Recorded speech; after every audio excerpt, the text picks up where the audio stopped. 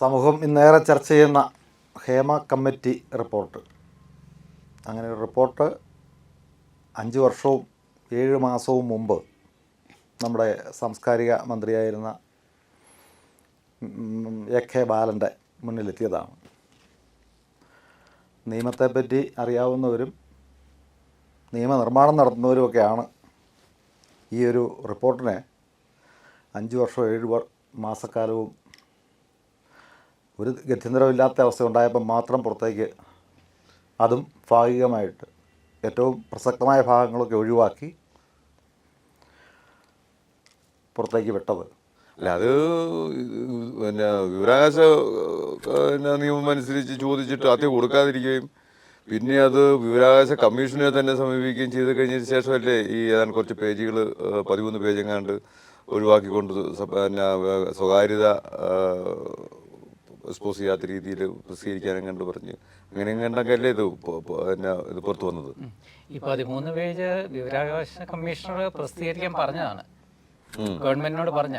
അതിൽ നിന്ന് 13 പേജ് ഒഴിവാക്കിയിട്ടാണ് ഇപ്പം പ്രസിദ്ധീകരിച്ചിരിക്കുന്നത്. ഇത് വളരെ കുറ്റകരമായിട്ടുള്ള അവസ്ഥയാണ്. കാരണം പോക്സോ കേസിൽ ഉൾപ്പെട്ട ഒരു വിവരം കിട്ടിയാൽ അത് മറച്ചു വയ്ക്കുന്നത് ശിക്ഷാർഹം. എന്നിട്ട് ഇതിൽ ഈ പ്രായപൂർത്തിയാകാത്ത ആൾക്കാരെ പിടിപ്പിച്ചെന്നുള്ള റിപ്പോർട്ടുണ്ടെന്നാണ് പറയപ്പെടുന്നത്. എന്നിട്ട് ഇത് ഗവൺമെന്റ് പൂഴ്ച വെച്ചെന്ന് പറഞ്ഞാൽ ഗവൺമെന്റ് ലീഗലി അതിന് ആൻസർ പറയേണ്ട ഒരു അവസ്ഥയുണ്ട്.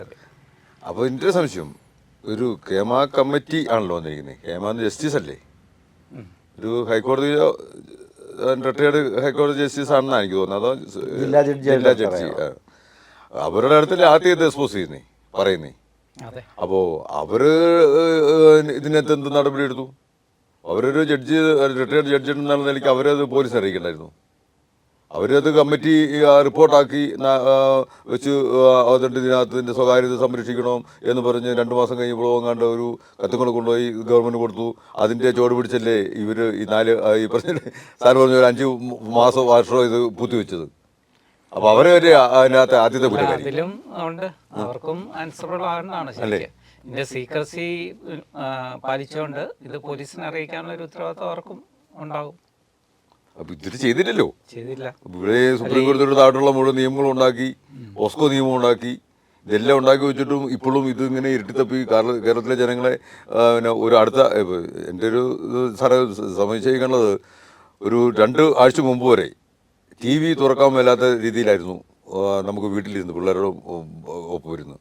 അല്ല, സാധാരണ കാരണന്മാരൊക്കെ പറയുന്നത് ഇതിലും ഏപ്പടം കാണുമായിരുന്നു എന്നുള്ള രീതിയിലാണ് പറഞ്ഞത്. ആ രീതിയിലുള്ള ഒരു വാർത്തയും ചാനലുകാർ മത്സരിച്ച് ഇത് ആഘോഷിക്കുകയും സിനിമ റേറ്റിംഗ് കുറയ്ക്കുകയും അവരുടെ റേറ്റിംഗ് കൂട്ടുകയും ചെയ്ത് അതുപോലായി. പിന്നെ ഈ പറഞ്ഞ പോലെ RSS ബന്ധോ EP രാജാനെ മാറ്റുകയും ഇവർ മറ്റേ അൻവർ ഒക്കെ വന്നതോടുകൂടിയാണല്ലോ ഇത് മൂലയിലോട്ട് ഒതുങ്ങിയത്. എന്തായിരുന്നു കോലാഹലം സാറേ? ഇതിൽ എനിക്ക് പറയാനുള്ള ഈ മീഡിയയുടെ ഒരു സമീപനത്തിൽ കുറച്ച് മാറ്റം വരണമെന്ന് തോന്നുന്നു. കാരണം ബ്രേക്കിംഗ് ഞങ്ങൾ ആദ്യം ജനങ്ങളിൽ എത്തിക്കുന്നു, ഞങ്ങൾക്കാണ് വ്യൂവർഷിപ്പ് കൂടുതൽ, ഇതൊക്കെ പറഞ്ഞുകൊണ്ട് അവർ ഒരു സംഭവം വരുമ്പോൾ അങ്ങ് ആഘോഷിച്ച് കഴിഞ്ഞാൽ പിന്നെ അതിനെക്കുറിച്ചൊരു ഫോളോ അപ്പ് ഇല്ല. ഒരാഴ്ചയിൽ 2 മണിക്കൂറെങ്കിലും ഓരോ ആഴ്ചയിലും അവരെടുക്കുന്ന, ഇപ്പം സിദ്ധാർത്ഥൻ്റെ കേസുണ്ട്, ശിരൂരിലെ സംഭവങ്ങളുണ്ട്, അതിനു മുമ്പ് നമ്മുടെ സ്വർണ്ണക്കടത്തിൻ്റെ പ്രശ്നങ്ങളുണ്ട്. അങ്ങനെ ഒത്തിരി വിഷയങ്ങൾ അവർ 1-2 ദിവസം അല്ലെങ്കിൽ 3 ദിവസം ഇത് ഭയങ്കരമായിട്ട് 24 hours ചെയ്തിട്ട് പിന്നെ അതങ്ങ് മറക്കുകയാണ്. ജനങ്ങളുടെ ആ മറവി, ജനങ്ങൾക്ക് പൊതുവെ മറവിയുണ്ട്, പക്ഷെ ഓർമ്മിപ്പിക്കുകയും അതിൻ്റെ ഫോളോ അപ്പ് ഇന്ന് അങ്ങനെ വന്നു കഴിയുമ്പോൾ ഈ വിഷ്വൽ കാണിച്ചിട്ട്, ഇപ്പം ഉദാഹരണം പറഞ്ഞാൽ നമ്മുടെ ഒരു പോലീസുകാരൻ ബന്ദോബസ്താക്കുന്ന ഒരു വ്യക്തിയെ മുഖ്യമന്ത്രിയുടെ പേഴ്സണൽ സെക്യൂരിറ്റി ഗാർഡ് തലക്കടിക്കുന്നത് നമ്മൾ കണ്ട, അത് അന്ന് വലിയ വാർത്തയായിരുന്നു. പിന്നെ അതിൻ്റെ ഫോളോ അപ്പ്, അതിപ്പോൾ കേസ് ഇത്രയാണെന്ന് പറഞ്ഞുകൊണ്ട് എല്ലാ ആഴ്ച ഇങ്ങനെ കാണിച്ചുകൊണ്ടിരിക്കുമ്പം അതിലെ ഫോളോ അപ്പ് നടത്താതിരിക്കാൻ ഗവൺമെൻറ്റിന് പറ്റത്തില്ല. അപ്പോൾ ആ രീതിയിൽ മീഡിയയിൽ ഒരു മാറ്റം വരണമെന്നാണ് എനിക്ക് സജഷനുള്ളത്. ഒരു ആഴ്ചയിൽ 2-3 മണിക്കൂറെങ്കിലും ഓരോ മീഡിയയും ഇങ്ങനെ ഓരോ സംഭവത്തിൻ്റെ ഒരു ഫോളോ അപ്പും കൂടെ നടത്തണമെന്ന് എനിക്കൊരു തോന്നുന്നു. നല്ല ആശയമാണ്. അതോടൊപ്പം നമ്മൾ പറഞ്ഞു വന്ന ഹേമ കമ്മിറ്റി റിപ്പോർട്ടിൽ പരിഷ്കൃത സമൂഹം ഏറ്റവും കൂടുതൽ ആഗ്രഹിക്കുകയും ചർച്ച ചെയ്യുകയും നമ്മൾ പരിഷ്കൃതരാണ് എന്ന് അവകാശപ്പെടുകയും ചെയ്യുന്ന ഒരു സംസ്ഥാനത്ത്, ഒരു രാജ്യത്തിൻ്റെ ഭാഗമായ നിയമങ്ങൾ ഇങ്ങനെയൊക്കെ ഉണ്ട്. പക്ഷേ അത് ജനങ്ങളിലേക്ക് വേണ്ട സമയത്ത് വേണ്ട സാഹചര്യത്തിൽ എത്തിക്കാനോ അതിന് നടപടികളെടുക്കാനോ കഴിയാത്ത വളരെ പരിതാപകരമായ ഒരു സാഹചര്യം എന്ന് നമ്മൾ ഈ ഹേമ കമ്മിറ്റി റിപ്പോർട്ടും കൂടെ കണ്ടു കഴിയുമ്പോൾ കൃത്യമായിട്ട് പറഞ്ഞു പോകും. അതിനും അങ്ങനെ വീഴ്ച പറ്റുന്ന ഈ ആളുകളെ ഇതേ ഫോളോ അപ്പ് സാറിൻ്റെ ഈ നിർദ്ദേശം വളരെ ഭയപ്പെടുത്തുകയും വേണ്ട നടപടികളിലേക്ക് കടക്കാതെ പറ്റില്ല എന്ന് വരുന്ന ഒരു സാഹചര്യം ഉണ്ടാകുകയും ചെയ്യുമെന്ന് പ്രതീക്ഷിക്കുക. എൻ്റെ അഭിപ്രായത്തിൽ നമ്മുടെ ഇന്ത്യ ലോകത്തെ ഏറ്റവും വലിയ ജനാധിപത്യ രാജ്യമാണ് അല്ലേ? ലോകത്തെ ഏറ്റവും വലിയ ജനാധിപത്യ രാജ്യമായ ജനാധിപത്യത്തിൻ്റെ 4 തൂണുകൾ എന്ന് പറയുന്ന സാധനമുണ്ട്. ഒന്ന് പൊളിറ്റിക്സ് അല്ലെങ്കിൽ ജനപ്രതിനിധികൾ അനുഭവിക്കുന്ന അഡ്മിനിസ്ട്രേഷൻ, 2 ബ്യൂറോക്രസി, 3 ജുഡീഷ്യറി, 4ത്തെ തൂണാണ് ഈ പറഞ്ഞ മാധ്യമം അല്ലെങ്കിൽ ഈ പത്ര.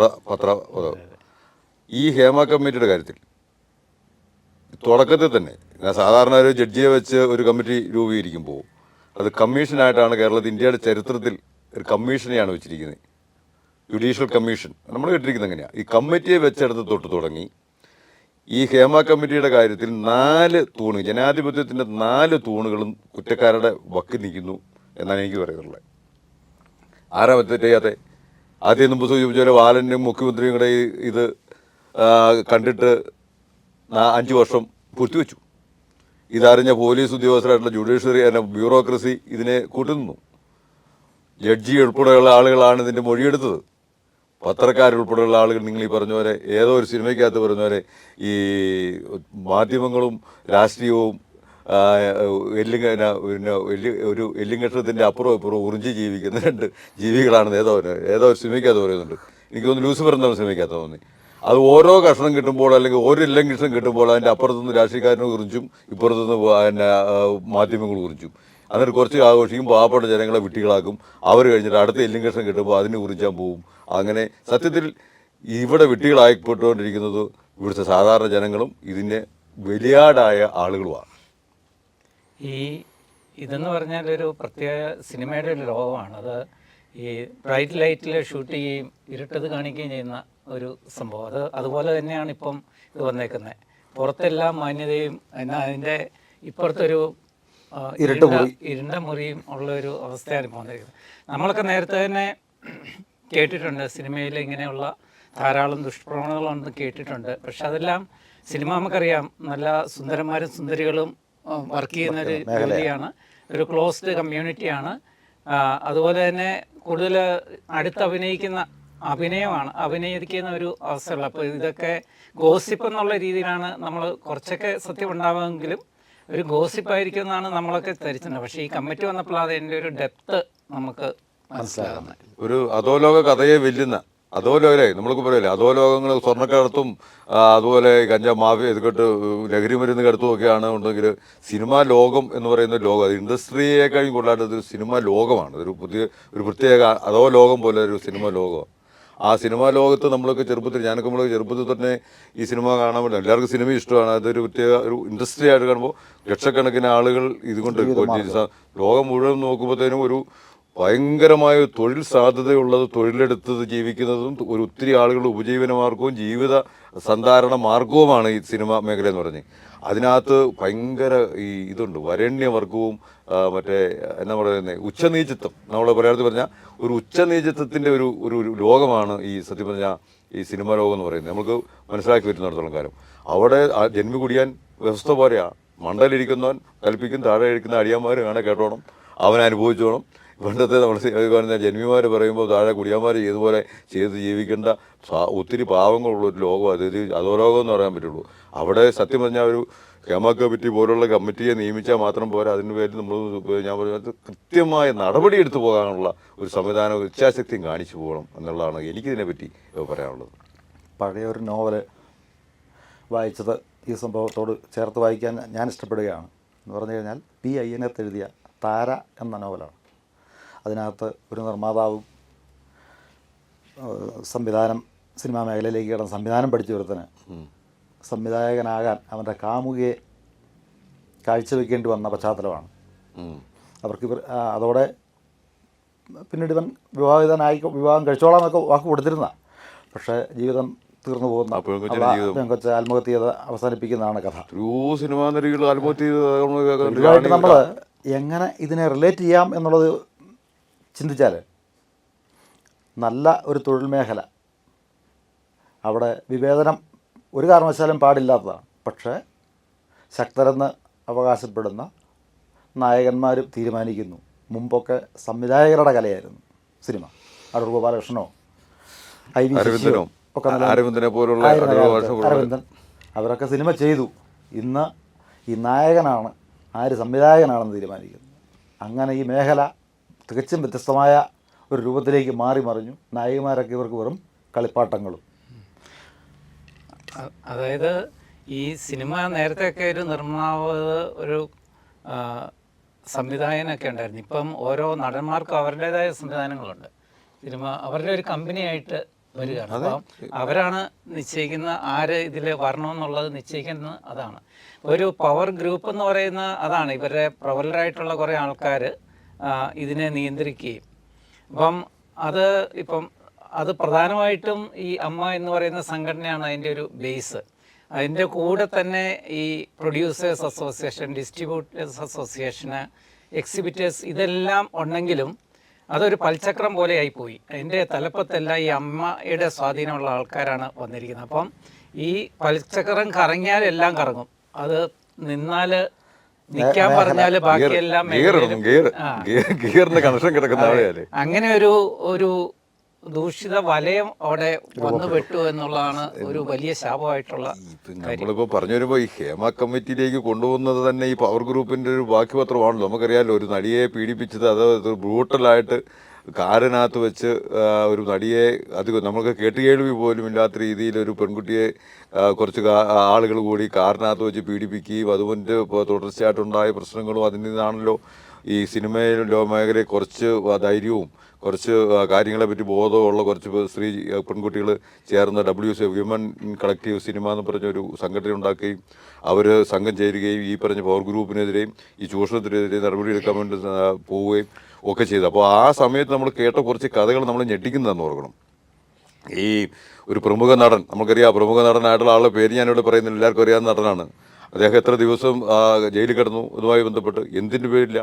ഒരു പെൺകുട്ടിയോടുള്ള വ്യക്തിവൈരാഗ്യം തീർക്കാൻ വേണ്ടിയിട്ട്, അതായത് നിസ്സാരമായി ആ പെൺകുട്ടിയോട് ഇവനുള്ള വ്യക്തിവൈരാഗ്യം തീർക്കാൻ വേണ്ടിയിട്ട് കൊട്ടേഷൻ കൊടുത്തെന്നും ആ കൊട്ടേഷൻ ഏറ്റെടുത്ത മഹാന്മാരിലാണ് കൂടി അതിനെ ഡ്രൈവറുടെ സഹായത്തോടു കൂടി പീഡിപ്പിച്ചെന്നും അത് വൾഗർ ഒരാൾക്ക് അംഗീകരിക്കാൻ കഴിയാത്ത രീതിയിൽ വൾഗറായിട്ടുള്ള ഒരു പീഡനമാണ് നടന്നതെന്നും അതിൽ നിന്ന് ആ പെൺകുട്ടി അതിജീവിച്ചു വന്നു എന്നുള്ളത് തന്നെ. കാരണം ഞാൻ ഈ മേഖലയിൽ നിന്ന് ഇങ്ങനെയൊക്കെ വരുന്ന ആളുകളെ സംബന്ധിച്ചിടത്തോളം നമുക്ക് ചിന്തിക്കേണ്ട ഒരു പ്രശ്നം അത്. അവരൊക്കെ അതിനെ അതിജീവിച്ചെന്ന് പറയുന്നത് തന്നെ നമുക്ക് അതിശയമായിട്ട് തന്നെ കാണാം. സാറിനൊക്കെ തകർന്നു പോകുന്ന കാര്യങ്ങളാണ് അതൊക്കെ. അപ്പോൾ ഇനി ഇത്രയും കാര്യങ്ങൾ ഉണ്ടാകാതിരിക്കണമെന്നുണ്ടെങ്കിൽ ശക്തമായ ഇന്നും ആ കേസിൻ്റെ സ്ഥിതി തന്നെ സാറി പറഞ്ഞിടത്തേക്കുക. ഇന്നും ആ കേസിൻ്റെ ഈ കോടതിയും നിയമവും അതിനകത്ത് തന്നെ ഇത് ഷൂട്ട് ചെയ്തതിൻ്റെ പെൺഡ്രൈവ് മാറ്റുന്നു, പെൺഡ്രൈവ് അങ്ങോട്ട് മാറ്റുന്നു. ഇന്നും ആ കേസ് എവിടെ നിൽക്കുന്നു? ഇന്ന് എത്ര നാളായത്? ശരിക്കും ആ അതിജീവിതരെ നമ്മൾ ഒന്ന് സല്യൂട്ട് ചെയ്യേണ്ട. കാരണം അന്നൊന്നും അവരെ സപ്പോർട്ട് ചെയ്യാൻ ആരുമില്ല. 2017 ഫെബ്രുവരി 17 ഈ സംഭവം നടക്കുന്നത്. ആരും പറയരുത്, മരിച്ചുപോയി പി.ടി. തോമസ് ആ സമയത്ത് നമുക്ക് വിസ്മരിക്കാൻ കഴിയില്ല. സിനിമാ ഫീൽഡിൽ നിന്ന് ആരും ഇല്ലാത്ത ഒരവസ്ഥയായിരുന്നു അന്ന്. അമ്മ പോലും ഇല്ലായിരുന്നു. അമ്മ സംഘടന ഗ്രൂപ്പിന്റെ കൂടെ ആയിരുന്നു എല്ലാ ആൾക്കാരും. എന്നിട്ട് അവർ ഒറ്റയ്ക്കാണ് ഫൈറ്റ് ചെയ്ത് ഇത് എല്ലാവരും. സാറിന് ഇത് കഴിഞ്ഞപ്പോഴാണ് പലർക്കും ഇങ്ങനെ സംഭവിച്ചിട്ടുണ്ടെന്നൊക്കെ റിപ്പോർട്ടുകൾ പുറത്തു വരുന്നത്. പക്ഷെ അവർ ഒറ്റയ്ക്കാണ് ഇത് തുടങ്ങിയത്. അതുകൊണ്ട് ഇങ്ങനെ ഇനി ഈ ഫീൽഡിൽ ആർക്കും ഇത് വരില്ലെന്നുള്ള ഉദ്ദേശം അവരവരുടെ കരിയർ നോക്കിയില്ല, വേറൊന്നും നോക്കാതെ അവർ സധൈര്യം മുന്നോട്ട് വന്നു. അവർക്കൊരു ബിഗ് സല്യൂട്ട് കൊടുക്കേണ്ട അതാണ് കേരളം. അതിന് ശേഷമാണ് ഈ WCC ഒക്കെ ഫോം ചെയ്ത് കുറേ മീഡിയയൊക്കെ ഏറ്റെടുത്ത് കഴിഞ്ഞപ്പോഴാണ് നമ്മുടെ ഈ ഹേമ കമ്മിറ്റിയൊക്കെ വന്നത്. പക്ഷെ ഏറ്റവും അതിൻ്റെ ഒരു പൈനിയർ എന്ന് പറയുന്ന ഈ അതിജീവിതം തന്നെയാണ്. ഹേമ കമ്മിറ്റി വന്ന ഈ റിപ്പോർട്ട് കൊടുത്തതിന് ശേഷവും വീണ്ടും ഈ പീഡനങ്ങൾ തുടർന്നു എന്നുള്ളതും ഈ 4-5 വർഷക്കാലത്തെ കഥകൾ വരുന്നുണ്ട്. അതിനുശേഷമാണല്ലോ ഇപ്പം വന്നിരിക്കുന്ന കഥകളും. എത്ര കഷ്ടമാണെന്ന് ആലോചിക്കണം. ഈ പരിഷ്കൃത സമൂഹം, പരിഷ്കൃത ഭരണകർത്താക്കൾ നിയമനിർമ്മാണമൊക്കെ നടത്തിവെച്ചു, കമ്മിറ്റിയുടെ റിപ്പോർട്ടും മേടിച്ചു വെച്ചു. എന്നിട്ട് അതിനെ മേലെ അന്ന് ഒരു നടപടിയിലേക്ക് പോയാൽ പിന്നീടുണ്ടാകുന്നവയെങ്കിലും ഒഴിവാക്കാമായിരുന്നു. അങ്ങനെ പോലും ചിന്തിക്കാൻ ഈ എന്തിനാ സംവിധാനങ്ങൾക്ക് എൻ്റെ സാറേ കഴിയുന്നില്ല പറയുന്നത്? ഈ എന്ന് 13 പേജ് വലിച്ചു കീറി കളഞ്ഞിട്ട് പുറത്ത് കൊടുത്തു എന്ന് പറഞ്ഞാൽ ആ 13 പേജിനകത്ത് എന്നതായിരിക്കും എന്ന് ചിന്തിക്കാനുള്ള അരിയാകാരം കഴിക്കുന്ന എല്ലാവർക്കും മനസ്സിലാവും. ഇവിടുത്തെ മഹാന്മാരായിട്ടുള്ള വലിയ ആളുകൾ ഇതിനകത്ത് വ്യക്തിമായിട്ടും കുറ്റവാളികളായിട്ടും ഉണ്ടെന്നുള്ള വിവരം ഏതാൾക്കും മനസ്സിലാവും. അതിനെ വെള്ളപൂശാൻ വേണ്ടിയിട്ട് ഉള്ള ഒരു നടപടികൾ നടക്കുന്നുണ്ടോ എന്ന് ഞാൻ സംശയിക്കുക. നിങ്ങൾക്കറിയാവോ, ഈ നിവിൻ പോളി എന്ന് പറയുന്ന ആൾക്കെതിരായിട്ട് ഒരു പെൺകുട്ടിയുടെ പരാതി വന്നു. ആ പരാതി അനുസരിച്ച് ഇപ്പോൾ നിവിൻ പോളിയെ സപ്പോർട്ട് ചെയ്തുകൊണ്ട് പ്രമുഖരായിട്ടുള്ള ഒത്തിരി നടന്മാരും മറ്റു ആളുകളും ഇവിടുത്തെ സോഷ്യൽ മീഡിയയിൽ രംഗത്ത് വന്നിരിക്കുക. അതിന് ഉപോത്ബലകമായിട്ടുള്ള പരാതിയും തെളിവുകളുമായിട്ട് വന്നിരിക്കുന്നത്. അത് മാനിപ്പുലേറ്റഡ് ആണോ എന്ന് പോലും സംശയിക്കേണ്ടിയിരിക്കുന്നു. കഴിഞ്ഞ ദിവസം ഒരാളെന്ന് പറഞ്ഞത് ആ പെൺകുട്ടിക്ക് ഇവർക്കുണ്ട് കാശ് കൊടുത്തിട്ട് നിലവിൽ കുഴപ്പമില്ലാത്തത് വലിയ കുഴപ്പക്കാരനല്ലാത്ത ഒരാളുടെ പേര് പരാതി കൊടുപ്പിച്ചിട്ട് ആ പരാതി വ്യാജമാണെന്ന് തെളിയിച്ച് അങ്ങനെ തെളിയിച്ചിട്ട് എല്ലാ പരാതികൾക്കകത്തും പരാതി ഇല്ലാതാക്കാനും ഇത്തരം പരാതികളെല്ലാം വ്യാജമാണെന്ന് ഒരു പൊതുധാരണ ജനത്തിന്റെ മുന്നിൽ ഉണ്ടാക്കിയെടുക്കാൻ വേണ്ടിയിട്ട് ഈ മഹാമാരി ചെയ്തതാണെന്നുള്ള ഒരു സംഭാഷണം പോലും ഇപ്പോൾ നടക്കുന്നുണ്ട്. അതും നമുക്ക് അങ്ങനെ പറഞ്ഞാൽ സംശയിക്കാൻ പറ്റത്തില്ല. അത്ര വൾഗറാണ് ഈ മേഖല എന്ന് പറയുന്നത്. അതായത് വേറൊരു മേഖലയില്ല. ഇപ്പം നമ്മളൊരു ജോലി ചെയ്യാൻ പോകുമ്പോൾ ആദ്യമേ ഇന്റർവ്യൂവിൽ തന്നെ ചോദിക്കുകയാണ്, അഡ്ജസ്റ്റ്മെന്റിന് തയ്യാറാണോ എന്ന് ചോദിക്കുന്ന വേറൊരു മേഖലയും ഇല്ലെങ്കിൽ നിങ്ങൾക്ക് അവിടെ സ്ഥാനമില്ല. ഇവിടെ പല മീഡിയയിലും പലരും പ്രമുഖരും പറയുന്നു ഇത് എല്ലായിടത്തും നടക്കുന്നില്ലേ. അവിടെയൊന്നും ഒരു ഇന്റർവ്യൂവിന് ചെല്ലുമ്പോൾ എല്ലാ തൊഴിൽ മേഖലയിലും ഈ സ്ത്രീപീഡനം ഉണ്ടെന്ന് പറഞ്ഞത്. ഏത് തൊഴിൽ മേഖലയിലാണ് സ്ത്രീപീഡനം ഉള്ളത്? നമ്മളൊക്കെ സർക്കാർ ജോലി ചെയ്തിട്ടുണ്ടല്ലേ? സാറ് പോലീസ് ജോലി ചെയ്തിരുന്നാണല്ലേ? ഞാൻ ആരോഗ്യ ജോലി ചെയ്തിരുന്നാണല്ലേ? സാറ് ആനിക ഹസ്ബൻഡ് ജോലി ചെയ്തിട്ടുണ്ടാണല്ലേ? നമ്മുടെയൊക്കെ മേഖലയിൽ ഇങ്ങനെ ഏതെങ്കിലും തരത്തിലുള്ള സ്ത്രീപീഡനമോ അഡ്ജസ്റ്റ്മെന്റ് ചെയ്തിട്ടുണ്ടെങ്കിൽ അവൻ അങ്ങനെയുള്ള ആരെങ്കിലും ഇന്ന് സർവീസിലുണ്ടോ?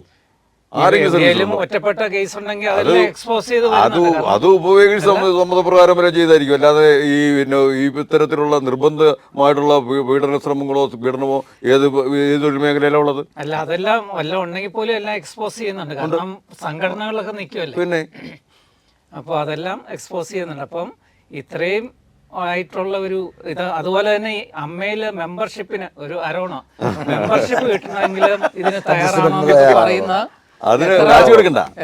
അതല്ല സാറേ, അത് മെമ്പർഷിപ്പ് കിട്ടണമെങ്കിൽ 1.5 ലക്ഷം രൂപ വേണം. അതാ 15 ലക്ഷം കണ്ട്.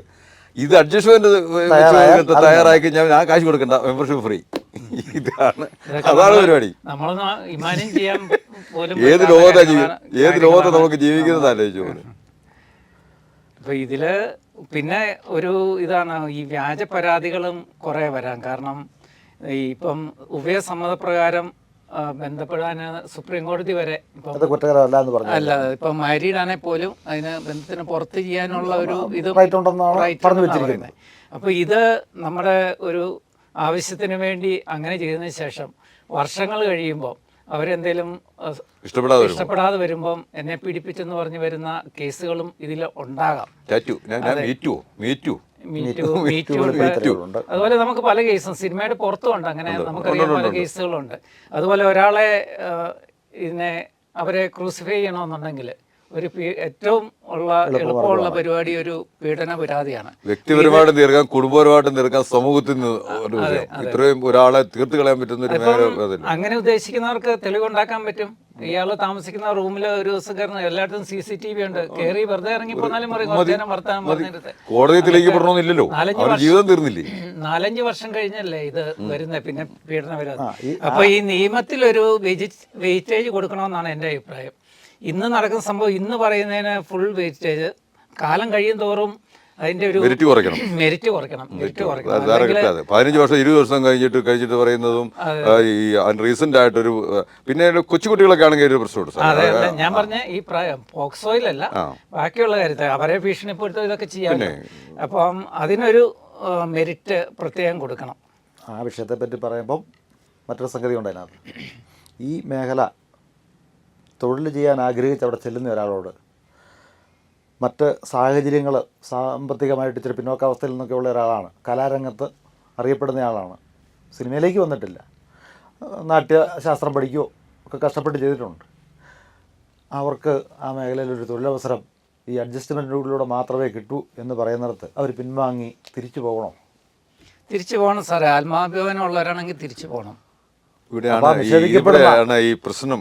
ഒന്ന് സാറ് ചോദിച്ച ആ ചോദ്യത്തിനകത്തൊരു പ്രസക്തിയുണ്ട്. നമ്മൾക്ക് അറിയാവുന്ന ഓരോ മനുഷ്യനും വ്യത്യസ്തമായ സ്വഭാവവും കഴിവുകളുമായിട്ടാണ് ഭൂമിയിലേക്ക് പിറന്നു വീഴുന്നത്. സാർ ചിലർക്ക് ശാസ്ത്രീയ കാര്യങ്ങളിലായിരിക്കും കഴിവ്, ചിലർക്ക് ചിത്രം വരയ്ക്കാനായിരിക്കും, ചിലർക്ക് സ്പോർട്സിനായിരിക്കും കഴിവ്, ചിലർക്ക് പ്രസംഗമായിരിക്കും, ചിലർക്ക് ഈ അഭിനയകലമായിരിക്കും.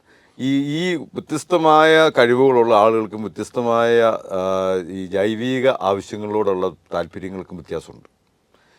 ജൈവിക നമ്മളെല്ലാം ബയോളജിക്കൽ നീഡ് വേണ്ട ആളുകൾ, നമ്മളെല്ലാം പ്രായപൂർത്തിയ ആളുകളാണ്. ബയോളജിക്കൽ നീഡ് വേണ്ട ആളുകളുള്ളതുപോലെ തന്നെ ഈ ബയോളജിക്കൽ നീഡിൻ്റെ ഈ ആവശ്യകത വ്യത്യാസമുണ്ട്. ഓരോ വ്യക്തിക്കും വ്യത്യസ്തമാണ്. പൊതുവെ പറയുന്നത് ഈ കലാകാരന്മാർ നമ്മൾ അവരെ അടച്ചാക്ഷേപിക്കുമല്ലോ പറയുന്നത്, കലാകാരന്മാരിൽ ലാസ്യഭാവം കൂടുതലാണ്. ശരിയില്ലേ? ലാസ്യഭാവം കൂടുതലുണ്ട് എന്നൊക്കെയാണ് പറയുന്നത്. അങ്ങനെയുള്ള ആളുകൾക്ക് ഇത്തരം കാര്യങ്ങളിലേക്ക് വശപ്പെടാനുള്ള സാധ്യത കൂടുതലാണെന്നും പറയുന്നു. എനിക്കറിയില്ല, വശപ്പെടുത്താനും വശപ്പെടുത്താനുമുള്ള സാധ്യത കൂടുതലാണെന്ന് പറയും. ഞാൻ ഒന്നുകൊണ്ട് ലേഖനങ്ങളിലൊക്കെ വായിച്ചതാണ്. അത് തന്നെ ശാസ്ത്രീയമായിട്ട് ഉണ്ടെന്ന് എനിക്കൊരു തെളിവുണ്ടെന്ന് വെച്ചാൽ എൻ്റെ ഇല്ല.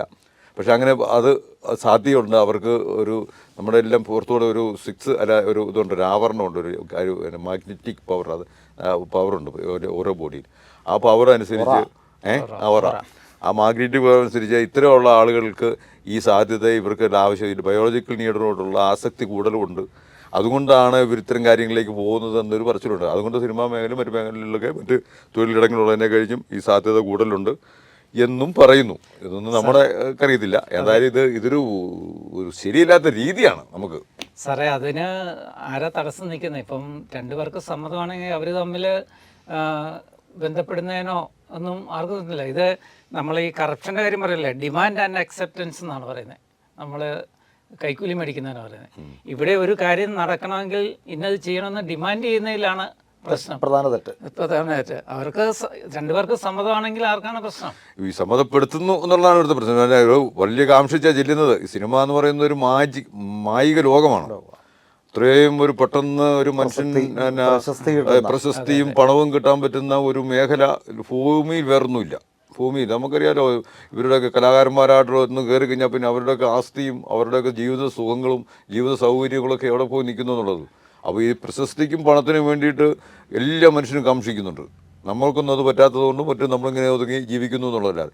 അപ്പോൾ ഇങ്ങനെ ഈ സിനിമ എന്ന് പറയുന്ന ഒരൊറ്റ വികാരവുമായിട്ട് പോകുന്ന ആളുകളെ സംബന്ധിച്ചിടത്തോളം അവർ ഇത്തരം പ്രതിസന്ധികളൊക്കെ അന്നേരം അവഗണിക്കുകയും അതിനുശേഷം ഇത് തെറ്റായിപ്പോയി അവന് ചൂഷണം ചെയ്തു എന്ന് പറഞ്ഞു വരികയും ചെയ്യുന്ന ഒരു മീറ്റു ആണ് ഇപ്പോഴത്തെ പല പരാതികളും എന്നും നമുക്ക് വായിക്കപ്പെടേണ്ടി വരും. ചിലത് എല്ലാമെന്നൊന്നും ഞാൻ പറയുന്നില്ല. അങ്ങനെ നമുക്ക് ഒന്ന് ചിന്തിച്ചാൽ തെറ്റു പറയാൻ പറ്റത്തില്ല. ഈ പറഞ്ഞതിൽ കുറച്ച് കാര്യം ഉണ്ടെങ്കിൽ പോലും ഇതിൽ നല്ല കുറേ സംവിധായകന്മാരും പ്രൊഡ്യൂസേഴ്സും ഒക്കെ ഉണ്ട്. അവർ ഈ കഴിവ് മാത്രം നോക്കി ഇതിന് ഇങ്ങനെ പിന്തള്ളപ്പെടുന്ന ആൾക്കാരെ ഉൾപ്പെടുത്തി സിനിമ എടുക്കാൻ തുടങ്ങിയാൽ അതിൽ വ്യത്യാസം വരും.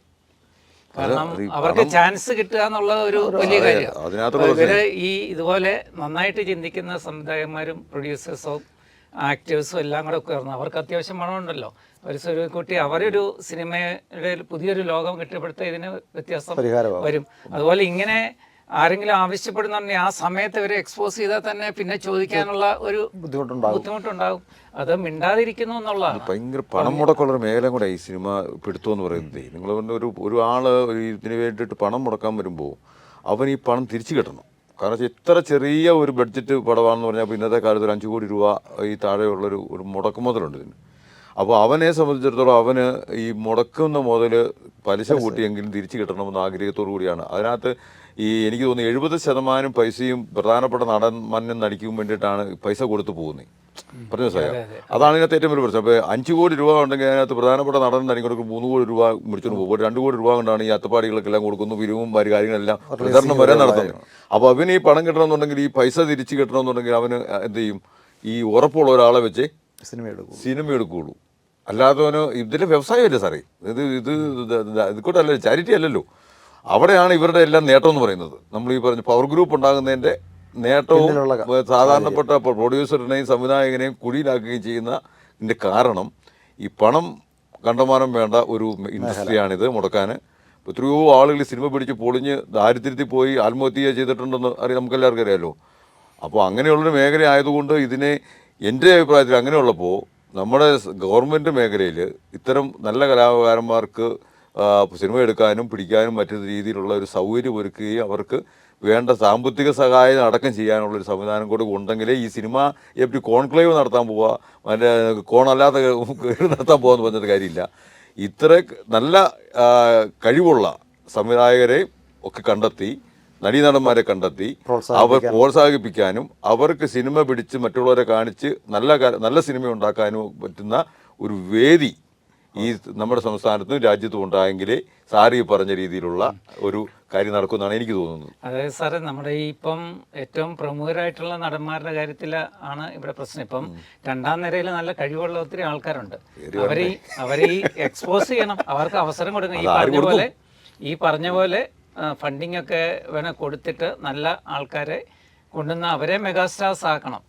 ആ രീതി മെഗാസ്റ്റാർ, സൂപ്പർ സ്റ്റാർ എന്നുള്ള ആ ഒരു 3-4 വിളി നിന്ന് കഴിഞ്ഞാൽ തന്നെ എൻ്റെ ഒരു അഭിപ്രായം പറയുന്നത് ഈ വിശ്വനായകൻ, സൂപ്പർ സ്റ്റാർ, മെഗാസ്റ്റാർ എന്നുള്ള വിളിയും ആ മറ്റു കാര്യങ്ങളും നിന്ന് കഴിഞ്ഞ് ഇവർക്കൊക്കെ പിന്നെ കഴിവുണ്ട് ഇല്ലെന്നൊന്നും ഞാൻ പറയുന്നില്ല. പക്ഷേ ആ കഴിവിനേക്കാൾ കഴിവുള്ള എത്രയോ ആളുകൾ സൂപ്പർ സ്റ്റാറായിട്ട് മറ്റ് കാർഷിക മേഖലയിലും മറ്റുള്ള മേഖലയിലും ഒക്കെ ഉണ്ട്. അവരൊക്കെ ഈ രീതിയിലൊരു അംഗീകരിക്കപ്പെടുന്നുണ്ടോ? വല്ലപ്പോഴെങ്ങാനും ഒരു കൃഷിയുടെ ഒരു ചെങ്ങുമൊന്നിനോ മറ്റോ ഒരു അവാർഡ് കൊടുക്കുന്നില്ലാതെ ഇവരെ കഴിഞ്ഞൊക്കെ എത്രയോ കാര്യങ്ങൾ ലോകത്തിന് വേണ്ടി ചെയ്യുന്ന അല്ലെങ്കിൽ സമൂഹത്തിന് വേണ്ടി ചെയ്യുന്ന ആളുകളുണ്ട്. അവരൊക്കെ അവഗണിക്കപ്പെട്ട് കിടക്കുമ്പോൾ ഈ മുമ്പേ പറഞ്ഞ മായിക ലോകത്തിന് ജനങ്ങളെ പെട്ടെന്ന് ആകർഷിക്കാൻ പറ്റുന്നതോ ആയിട്ട് ഇവരെ ഈ മെഗാസ്റ്റാറാക്കിയും ആക്കി മാറ്റുന്ന നമ്മുടെ കാശ് കൊണ്ടാന്ന് ഓർക്കണം.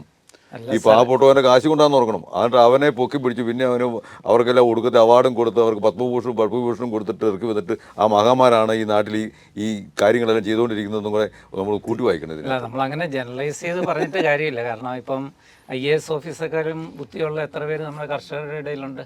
അപ്പോൾ അവരൊക്കെ ഒരു കല്ല്, ഒരു ഡയമണ്ട് അത് പോളിഷ് ചെയ്ത് കഴിഞ്ഞാലേ ശരിക്കുള്ള അതിൻ്റെ തിളക്കം വരുള്ളൂ. പക്ഷെ അത് എല്ലാവർക്കും അങ്ങനെ കിട്ടണമെന്നില്ല, ഒരു ജീവിതകാലത്തിൽ കിട്ടണമെന്നില്ല. അവരിപ്പോൾ ഒരു മേഖല അങ്ങ് മാറിപ്പോയി കഴിഞ്ഞാൽ തന്നെ അത് അതൊക്കെ വിട്ടുപോകാം. അപ്പോൾ അതിൽ നമ്മൾ അങ്ങനെ ചിന്തയല്ല, നമ്മൾ ഏത് മേഖലയിൽ ചെല്ലുന്ന അവർക്ക് അവസരങ്ങൾ, നല്ല ആൾക്കാർക്ക്. ഞാൻ പറഞ്ഞു വന്നതാണ്, ഈ മെഗാസ്റ്റാർമാരെ ഉണ്ടാക്കിക്കുന്നതുകൊണ്ടാണ് മറ്റുള്ളവർക്ക് അവസരം കിട്ടാവുന്നത്. കഴിഞ്ഞ വർഷത്തെ മലയാള സിനിമയിൽ സൂപ്പർ സ്റ്റാറുകൾ അഭിനയിക്കാത്ത സിനിമകളാണ് ഇവിടെ സാമ്പത്തിക ലാഭം ഉണ്ടാക്കിയത്. അതിന് പ്രൊഡ്യൂസർമാർക്ക് അതിന് ധൈര്യമില്ലെന്നില്ല.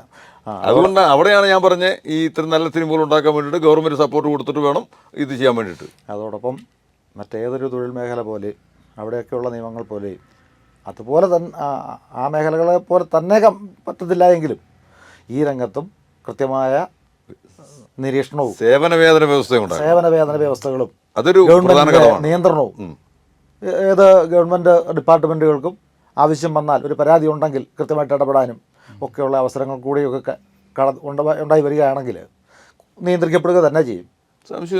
അരാജകത്വം എന്നുള്ള അവസ്ഥ മാറി.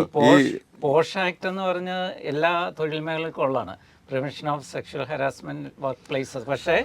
പക്ഷേ അത് കൊണ്ട് മാത്രമായില്ല. നമ്മുടെ ഹേമ കമ്മിറ്റിയിലെ ഒരു റെക്കമെൻഡേഷൻ എന്ന് പറഞ്ഞാൽ ഒരു ട്രിബ്യൂണൽ ഉണ്ടാക്കണമെന്നാണ് ഫിലിം ഇൻഡസ്ട്രിക്ക്. പക്ഷേ അത് അത്ര പ്രായോഗികമല്ല. അങ്ങനെയാണ് ഓരോ മേഖലയ്ക്കും ഈ ട്രിബ്യൂണൽ ഉണ്ടാക്കേണ്ടത്. അതിൻ്റെ ഒരു എക്സ്പെൻസും ബാക്കി കാര്യങ്ങളും കുറച്ച് നികുതി പണം കൂടെ എടുത്ത് പൊട്ടടിക്കാന്നുള്ളതല്ലാതെ കൊണ്ടുണ്ടാകാൻ പോകുന്നില്ല. പക്ഷേ ഇതിൽ ചെയ്യാവുന്ന ഒരു പ്രോട്ടോകോൾ ഉണ്ടാക്കാം. നമുക്ക് അവർക്ക് വേണ്ട മിനിമം, ഇപ്പം ലേഡീസ് ഉണ്ടെങ്കിൽ നമുക്കറിയാമല്ലോ, നമ്മുടെ ഓഫീസ് കൺസ്ട്രക്ട് ചെയ്യുമ്പോൾ അവർക്ക് ഈ ഫിസിക്കലി ചലഞ്ച്ഡ് ആയിട്ടുള്ള ആൾക്കാർക്കുള്ള സൗകര്യങ്ങൾ വേണം, അങ്ങനെയൊക്കെ ഉണ്ടല്ലോ.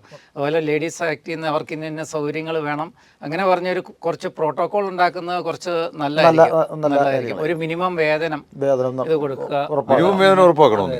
ഈ പറഞ്ഞ എക്സ്ട്രാ നടികൾ, പാവങ്ങൾ, നിങ്ങൾ വന്നിട്ട് അവിടെ കിടന്ന് നിങ്ങളെ അവരെയാണ് ഏറ്റവും കൂടുതൽ ചൂഷണം ചെയ്യപ്പെടുന്നത്. എക്സ്ട്രാ നടികളും ഈ ജൂനിയർ ആർട്ടിസ്റ്റുകളും അവർക്ക് ഒരു വേതനം കൊടുക്കത്തില്ല. എന്നിട്ട് ഇവർ സിനിമാ നടികളാണ് ലേബർ വന്നു കഴിഞ്ഞാൽ പിന്നെ ആ രീതിയിൽ നാട്ടിൽ ജീവിക്കാൻ പറ്റത്തുള്ളൂ. ഏതെങ്കിലും ഒരു സിനിമയ്ക്കകത്ത് മുഖം കാണിച്ച് കഴിഞ്ഞാൽ അവൻ്റെ സിനിമ നടിയായി. എൻ്റെ ഓരോരോ സിനിമ വരിക 3-4 സിനിമയ്ക്ക് അത് അഭിനയിച്ചു, പിന്നെ അവന് സിനിമ ഇല്ല, വീട്ടിന് പുറത്തിറങ്ങാൻ വേണ്ട. കാരണം ജീവിതം സിനിമ പറഞ്ഞാൽ 10 പൈസ വരുമാനമില്ല. ഇതൊക്കെയാണ് ആ മേഖലയിലെ മറ്റുള്ള ആളുകൾ. ഈ കുറച്ച് ആളുകളല്ലേ ഈ പറഞ്ഞ വിജയിക്കുന്നുള്ളൂ. ആ ലക്ഷക്കണക്കിന് ആളുകൾ വരുന്നതിനകത്ത് ഈ പറഞ്ഞ ഈ മാസ് മീഡിയ ലോകത്ത് തിളങ്ങി നിൽക്കുക എന്ന് പറഞ്ഞാൽ നമുക്ക് വിരലിലുണ്ടാകുന്ന ആളുകളില്ലാതെ ബാക്കി എല്ലാവരും പിന്തള്ളപ്പെടുകയോ ദുരിതം അനുഭവിക്കുകയോ ചെയ്യുന്ന അവർക്കൊക്കെ വേണ്ടിയിട്ടുണ്ടാക്കിയ സംഘടനകൾ തന്നെ അവരെ ദ്രോഹിക്കുക എന്നുള്ളതാണ് ഇപ്പോഴുള്ള പ്രശ്നം. ഈ അമ്മയൊക്കെ ഉണ്ടാക്കിയത് അതിന് വേണ്ട. അതെ അതെ, അമ്മ ഉണ്ടാക്കിയതിൻ്റെ ആദ്യത്തെ ലക്ഷണം ഈ സിനിമയിൽ നിന്ന് കഴിഞ്ഞ സാമ്പത്തിക ഇല്ലാത്തവരെ സഹായിക്കാനായിരുന്നു. പക്ഷെ അതിന്റെ ആ മോട്ടീവ് ഇപ്പൊ അമ്മയെന്ന് വിളിക്കാൻ പറ്റിയല്ലേ,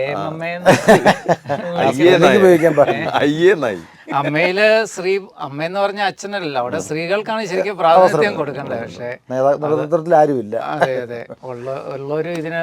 അപ്പൊ നമ്മൾ പറയുന്ന ഈ ആഘോഷം എനിക്ക് വീണ്ടും ഈ മാധ്യമങ്ങൾ ഈ ഇതിട്ട് എല്ലിങ്കട്ടത്തിന്റെ ഒരറ്റത്തുറിഞ്ച് പിന്നെ ആളുകളെ കളിപ്പിച്ച് അവർക്ക് റേറ്റിംഗ് കൂട്ടാൻ വേണ്ടി മാത്രമല്ലാതെ ഇത്തരം കാര്യങ്ങൾക്കകത്തൊക്കെ ഒരു സോഷ്യൽ കമ്മിറ്റ്മെൻറ്റും കൂടെ ഉണ്ടാക്കി ഇത് തെറ്റ് ചെയ്തതും ശിക്ഷിക്കപ്പെടുന്നുണ്ട് എന്നുള്ള ഉറപ്പാക്കി. നമുക്ക് ഇവിടെ ഇരുന്നുകൊണ്ട് ഇങ്ങനെയൊക്കെ പറയാമെന്നുള്ളല്ലാതെ ഈ മേഖലയിൽ നിൽക്കുന്ന ആളുകൾക്കും മേഖല സംവിധാനമുള്ളവർക്ക് മാത്രമേ ഇത് എത്തിക്കാൻ പറ്റത്തുള്ളൂ. ഉറക്കെ പറഞ്ഞാൽ നമ്മൾ എന്തേരം ഉറക്കെ പറഞ്ഞെന്ന് പറഞ്ഞാൽ അതിനൊരു പരിധിയുണ്ട്, ഒരു സറൗണ്ടിങ് ഉണ്ട്. പക്ഷേ ഇവർക്കൊക്കെ വലിയ പരിമിതിയില്ലാത്ത സൗകര്യങ്ങളാണ് ഉള്ളത്.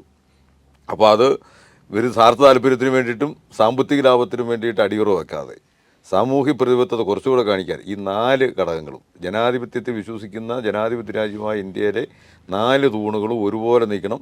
ഹേമ കമ്മിറ്റിയുടെ കാര്യത്തിൽ ഈ 4 തൂണുകളും അക്ഷന്തവ്യമായ പരിഹരിക്കാൻ മേലാത്ത തരത്തിലുള്ള തെറ്റ് ചെയ്തിട്ടിരിക്കുകയാണ് ഇപ്പോൾ. ഇനിയെങ്കിലും ഈ 4 തൂണുകളും ഉണർന്ന് പ്രവർത്തിക്കണമെന്നാണ് വ്യക്തിപരമായിട്ട് എൻ്റെ അഭിപ്രായം. ഈ എല്ലാത്തിൻ്റെയും പുറകിലൊരു അൺഹോളി നെക്സസ് ഉണ്ടാകും. പക്ഷേ അവർ ഒഴിച്ചു നിർത്തിയാൽ പോലും നല്ല ആൾക്കാരുണ്ട് ഈ 4 ഭാഗത്തിലുമുണ്ട്. അവരൊന്നിച്ച് മുന്നോട്ട് വന്നെങ്കിൽ മാത്രമേ ഇപ്പം ഇത്രയും ഇതിൽ പരാതി കൊടുത്തവരുടെ പേരുകൾ രഹസ്യമായിട്ട് വെക്കണമെന്ന് പറയുന്നുണ്ട്. അത് രഹസ്യമായിട്ട് വെച്ചുകൊണ്ട് തന്നെ ഇപ്പോൾ ഇങ്ങനെ ഒരു കമ്മിറ്റി വന്നു, അത് അക്സെപ്റ്റ് ചെയ്ത് കഴിയുമ്പോഴത്തേനും ഈ വാദിഭാഗത്ത് വരുന്നത് പിന്നെ ഗവൺമെൻറ്റാണ്, ഇവരല്ല, ഈ മൊഴി കൊടുത്തവരല്ല. കാരണം അവർക്ക് പുറത്തോട്ട് വരാൻ പറ്റാത്ത സാഹചര്യമുണ്ട്. അവരുടെ ജീവന് പോലും ഭീഷണിയുണ്ട്. ഇപ്പോൾ ഒരു ആളെ കൊല്ലുന്നതിന് തൊട്ട് മുമ്പുള്ളതാണ് ഈ പീഡിപ്പിക്കുക എന്നുള്ള ഒരു സംഭവം. ഇനി അടുത്തത് അവരുടെ മരണമായിരിക്കും, ചിലപ്പോൾ ഒരു ആക്സിഡന്റ് ലെവലിലായിരിക്കും. അവർക്ക് ജീവനി ഭയമുണ്ട്. ഇത് അത്രയും വലിയൊരു സെറ്റപ്പാണ്, റാക്കറ്റാണ് ഉള്ളത്. അപ്പം അതുകൊണ്ട് സ്റ്റേറ്റ് വാദികളുടെ ഭാഗത്ത് നിന്നിട്ട് ഇതിനെ എങ്ങനെ മുന്നോട്ട് ഈ കേസും ഒക്കെ കൊണ്ടുപോകാം, ഇത് പരാതി വ്യാജമാണോ സത്യമാണോ എന്നുള്ളതൊക്കെ ട്രയൽ നടത്തി ഒരു പരിഹാരം ഉണ്ടാക്കണം. അതോടൊപ്പം നിയമനിർമ്മാണത്തിൽ പോരാഴിയുണ്ടെങ്കിൽ അതും കൂടെ നിർവഹിച്ച് നിയമങ്ങൾ വീണ്ടും അദ്ദേഹം പറഞ്ഞ ജനാധിപത്യത്തിലെ 4 നെടുന്തൂണുകളിലെ നിയമനിർമ്മാണം നടത്തേണ്ടവർ അത് പരിഹരിച്ച് നിയമനിർമ്മാണം നടത്തുകയും ഹേമ കമ്മിറ്റി റിപ്പോർട്ട് അതിനൊരു തുടക്കമാകട്ടെ എന്ന് നമുക്ക് പ്രത്യാശിക്കാം. അതിലൂടെ ഈ ചർച്ചയിലൂടെയൊക്കെ ഉയർന്നു വരുന്ന നല്ല നിർദ്ദേശങ്ങളും കൂടെ അംഗീകരിച്ച് വേണ്ട നിയമങ്ങൾ പൂർത്തീകരിച്ച് ഈ മേഖല ശുദ്ധീകരിച്ച് ജസ്റ്റിസ് ഉണ്ടാവണം. തുല്യനീതി എന്ന് പറയുന്നത് അതൊരിക്കലും ഉണ്ടാകാൻ പോകുന്നില്ല. ഒരു സാമാന്യ നീതി എങ്കിലും കേൾക്കുന്ന അയ്യേ എന്ന് പറയാത്ത രീതി, ഇത് അയ്യോ ഇങ്ങനെയാണോ അയ്യേ എന്ന് പറയാത്ത രീതിയിലുള്ള ഒരു സംവിധാനമാണ്. ഈ ഒത്തിരി പീഡന വ്യാജ പരാതികളുണ്ട്. അതിനും എങ്ങനെ വ്യാജ പരാതി കൊടുക്കുന്നവരെ ശിക്ഷിക്കാനുള്ള നിയമങ്ങൾ ഉണ്ടാവണം. നീ അല്ല, അത് നിയമത്തിൽ ഇപ്പോൾ ഉണ്ട്. അതും തുറക്കണം. ഞാൻ പറയട്ടെ, അതും ഒരാളുടെ വ്യക്തിഹത്യ നടത്തുക എന്ന് പറയുന്നത് വ്യാജ പരാതി വ്യക്തിഹത്യ. അവനും ജസ്റ്റിസ് ആവണം, അവനും കുടുംബമുണ്ട്. ഇപ്പോൾ എനിക്കെതിരെ ഒരാൾ, ഞാൻ മനസ്സറിയാൻ കർമ്മണ അറിയാത്ത ഒരു കാര്യത്തിന് എനിക്കെതിരെ ഒരാളൊരു പരാതി തന്നാൽ എനിക്ക് നീതി കിട്ടാനുള്ള അവകാശവും വേണമല്ലോ, വേണ്ടേ? അപ്പോൾ അവന് ശിക്ഷിക്കപ്പെടണം. അല്ല, അത് വളരെ പ്ലാൻഡായിട്ട് കൃത്രിമമായിട്ട് ഉണ്ടാക്കിയിട്ട് ഇങ്ങനെ പറയിപ്പിക്കുന്നുണ്ടെങ്കിലേ അങ്ങനെ വരുന്നുള്ളൂ എന്നാണ് ഇതിനൊരു ബേസിക് ഉണ്ട്. ആ ബേസിക് ഇതാണ്: സ്ത്രീ അവളുടെ മാനത്തെ സംബന്ധിച്ച് വ്യാജം പറയില്ല എന്നുള്ളതാണ്. അതിന് ഏറ്റവും വലിയ ഉദാഹരണം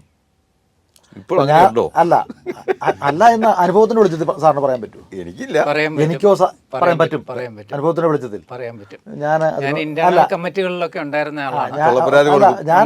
ഞാൻ ജീവിതത്തിൽ പോലീസ് സർവീസിൽ 30 വർഷം 6 മാസം തേച്ചവനാണ്. ഏറ്റവും കൂടുതൽ സാധ്യതയുള്ളൊരു മേഖലയിലല്ല വർക്ക് ചെയ്തത്.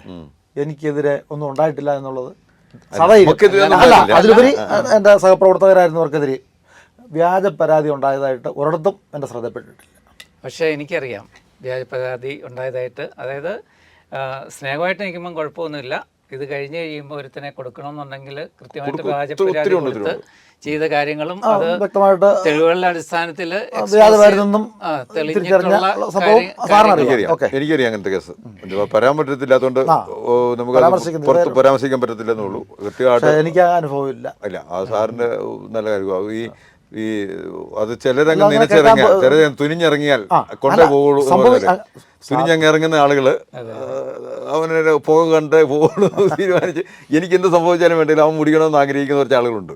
അവരാണ് ഇങ്ങനെയൊക്കെ ചെയ്യുന്നത്. പക്ഷേ ഞാൻ പറഞ്ഞല്ലോ, മാനത്തെ സംബന്ധിച്ചൊരു സ്ത്രീ അങ്ങനെ പറയാനുള്ള അതാ ഒരു കാലഘട്ടത്തിൽ അങ്ങനെ ആയിരുന്നു. പക്ഷേ അതൊക്കെ മാറിയിട്ടുണ്ട് സാറേ, പുതിയ കാലഘട്ടത്തിൽ അതൊക്കെ മാറിയിട്ടുണ്ട്. ഇപ്പൊ ഇതിലാണെങ്കിലും ഒരു MLA കുറിച്ച് വരെ പരാതി വന്നിട്ടുണ്ടല്ലോ. അത് അതില് ഗവൺമെന്റ് ആക്ഷൻ എടുക്കാനൊക്കെ എത്ര താമസിച്ചു. ഇപ്പോൾ എൻ്റെ അഭിപ്രായത്തിൽ MLA രാജിവെക്കണമെന്ന് പറയുന്നതിൽ കാര്യമൊന്നുമില്ല. കാരണം അതൊരു തിരഞ്ഞെടുക്കപ്പെട്ട ഇതാണ്. ഇത് വ്യാജം വന്നു കഴിഞ്ഞാൽ അയാൾക്ക് തിരിച്ചു വരാനുള്ളൊരു അവസ്ഥയില്ല. പക്ഷേ അവർ കൽപ്പിച്ച ഇപ്പോൾ ഒരു കൊടുത്ത സ്ഥാനങ്ങളൊക്കെ, ബാക്കി സ്ഥാനങ്ങളൊക്കെ, ഇപ്പോൾ ഒരു മന്ത്രിയാണെങ്കിൽ MLA സ്ഥാനം നിർത്തിക്കൊണ്ട് മന്ത്രിസ്ഥാനം രാജിവെക്കുക, അങ്ങനെയുള്ള കാര്യങ്ങളൊക്കെ ഇമ്മീഡിയറ്റ് ആയിട്ട് ചെയ്യേണ്ടായിരുന്നു ഗവൺമെൻറ്. അതിലൊരു അതിന് ഫിലിം പരിഷ്കരണ സമിതിയിൽ നിന്ന് പുള്ളിയെ ഒഴിവാക്കാൻ തന്നെ കാലതാമസം എത്ര എടുത്തു? അതൊക്കെ വളരെ സംശയത്തിന്റെ ആരോഗ്യവും സംരക്ഷിക്കാൻ നോക്കുന്നുണ്ടെന്നുള്ളത് എല്ലാവർക്കും മനസ്സിലായി.